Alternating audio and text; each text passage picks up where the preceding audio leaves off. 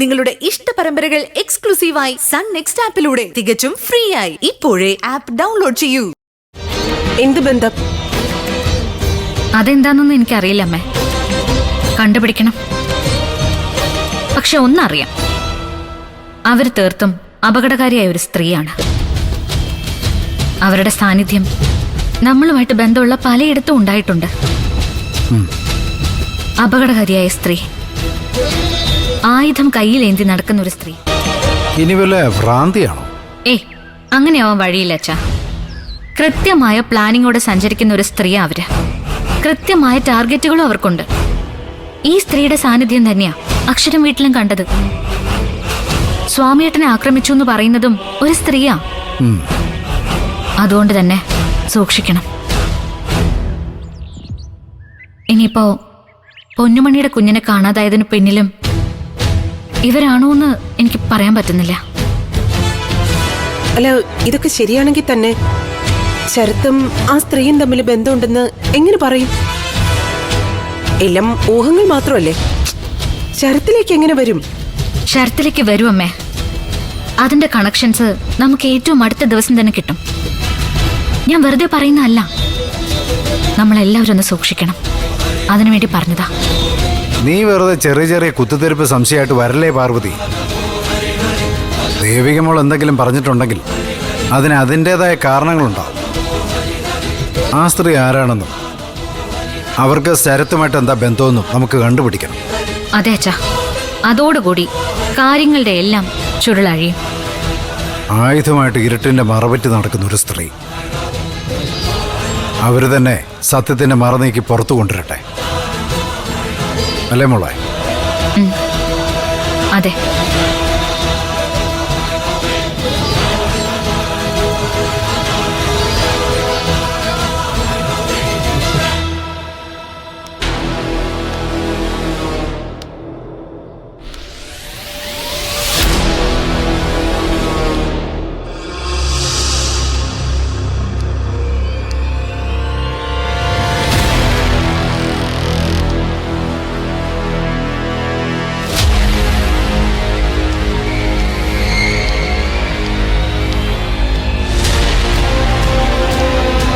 നിത്യ, എന്താ? ഞാൻ വഴക്കിനൊന്നും വന്നതല്ല. എനിക്ക് നിത്യമോളോട് ചില കാര്യങ്ങൾ സംസാരിക്കാനുണ്ട്. ശാന്തമായിട്ട് കേൾക്കാൻ തയ്യാറാണെങ്കിൽ മാത്രം. പറഞ്ഞു. പക്ഷെ ഉപദേശമാണെങ്കിൽ വേണ്ട. ഉപദേശമൊന്നുമല്ല, ചില യാഥാർത്ഥ്യങ്ങളാ. സംസാരിക്കുന്നത് സുധിയേട്ടനാണെന്ന് കരുതി കേട്ടാ മതി. ആ സ്ഥാനത്ത് നിന്നാ ഞാൻ പറയുന്നേ. ആമുഖമൊക്കെ കഴിഞ്ഞെങ്കിൽ ഇനി കാര്യം പറയും. പറയാനുള്ളത് ശരത്തിനെ കുറിച്ച് തന്നെയാ. ശരത്തേട്ടൻ കുഴപ്പക്കാരനാണെന്ന് വരുത്തി തീർക്കാനുള്ള പുതിയ തന്ത്രങ്ങളായിരിക്കും അല്ലേ? വരുത്തി തീർക്കേണ്ട ഒരു കാര്യവും ഇല്ല മോളെ.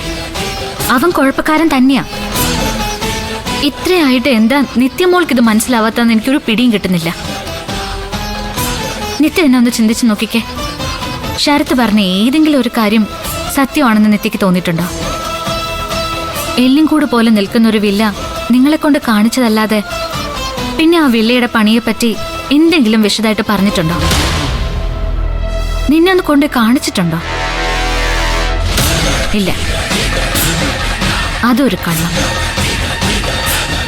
ഇവിടെ ഇരുന്ന 10 ലക്ഷം രൂപ ഒറ്റ രാത്രി കൊണ്ട് കള്ളനോട്ടായത് വേറൊരു സംഭവം. പണയം വെക്കാൻ കൊണ്ടുപോയ സ്വർണം തിരികെ മുക്കുപണ്ടമായി വന്നത് അടുത്ത സംഭവം. ഇങ്ങനെ കള്ളത്തരങ്ങളുടെ ഒരു മണൽ കൊട്ടാരത്തിന് മുകളിലാ നിന്നെ ശരത്ത് കയറ്റി നിർത്തിയിരിക്കുന്നത്. ഈ പറഞ്ഞതൊന്നും കള്ളമാണെന്ന് എനിക്കങ്ങനെ പൂർണ്ണമായിട്ട് തോന്നിയിട്ടില്ല. അതാ നിന്റെ കുഴപ്പം. എന്നോടുള്ള ദേഷ്യമൊക്കെ ഒന്ന് മാറ്റിവെക്ക്. എന്നിട്ട് നീ ഒന്ന് ആലോചിച്ച് നോക്ക്. ശരത്തിന്റെ ദുരൂഹമായ സഞ്ചാരങ്ങൾ, ദുരൂഹമായ സംസാരങ്ങൾ എല്ലാം ഒന്നൊന്നായി ആലോചിച്ച നിനക്കൊരുത്തരം കിട്ടും. ശരത്ത് പറയുന്ന കള്ളങ്ങൾ അപ്പാടെ വിഴുങ്ങുന്ന ഒരു പാവമാണ് നീ. ശരത്തിനോട് നിനക്കുള്ള ആത്മാർത്ഥതയും സ്നേഹമൊക്കെ ആയിരിക്കും അതിനുള്ള കാരണം. പക്ഷെ മോളെ, സ്നേഹം കൊണ്ട് അന്ധയാവരുത്. അങ്ങനെ വന്നാ നമ്മുടെ ജീവിതം കൈവിട്ടു പോവും. എനിക്ക് നിന്നോട് ദേഷ്യമൊന്നുമില്ല. സത്യം പറഞ്ഞ സഹതാപേ ഉള്ളൂ. എന്റെ അനിയത്തിക്കുട്ടിയാ നീ. അതുകൊണ്ട് തന്നെ നിന്റെ കണ്ണ് നിറയരുതെന്നും നാളെ നിന്റെ ജീവിതം ഒരു തോര പെയ്ത്തായിട്ട് മാറരുതെന്നും എനിക്ക് നിർബന്ധമുണ്ട്. അതുകൊണ്ട് ഞാൻ ഈ പറയുന്നൊക്കെ. അല്ലാതെ നിന്നെയും ശരത്തിനെയും പരസ്പരം അകറ്റിയിട്ട് എനിക്ക് എന്ത് നേടാനാ മോളെ? ഭർത്താവ് മരിച്ചൊരു സ്ത്രീയാ ഞാൻ. നിങ്ങളൊക്കെ എപ്പോഴും പുച്ഛിക്കുകയും പരിഹസിക്കുകയും ചെയ്യുന്ന പോലെ ഭാഗ്യം കിട്ടൊരു വിധവ.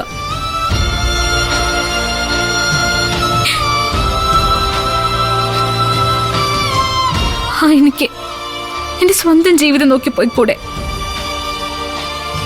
എന്നിട്ട് ഞാനിവിടെ നിൽക്കുന്ന എന്തിനാണെന്നറിയോ?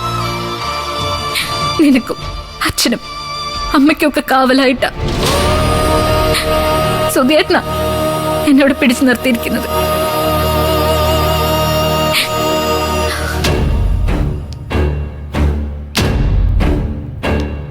ഞാൻ പറയുന്നത് അതുപോലെ നീ വിശ്വസിക്കണമെന്നില്ല.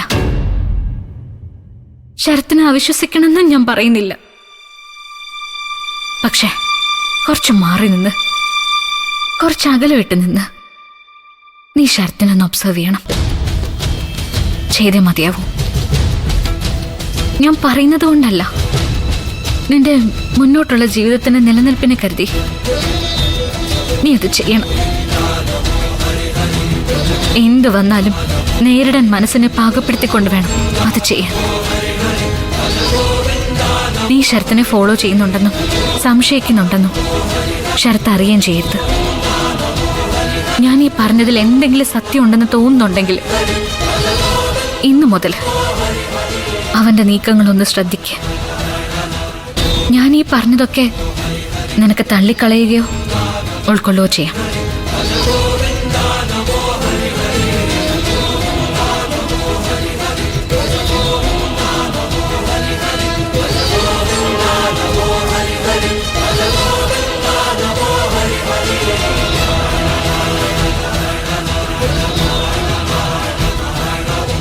പിള്ളയുടെ പണിയെപ്പറ്റി എന്തെങ്കിലും വിശദമായിട്ട് പറഞ്ഞിട്ടുണ്ടോ?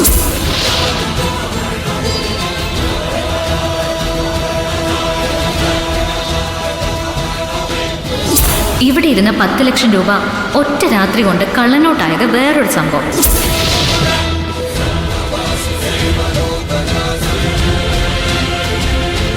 നീ ശരത്തിനൊന്ന് ഒബ്സർവ് ചെയ്യണം. ചെയ്തേ മതിയാവും.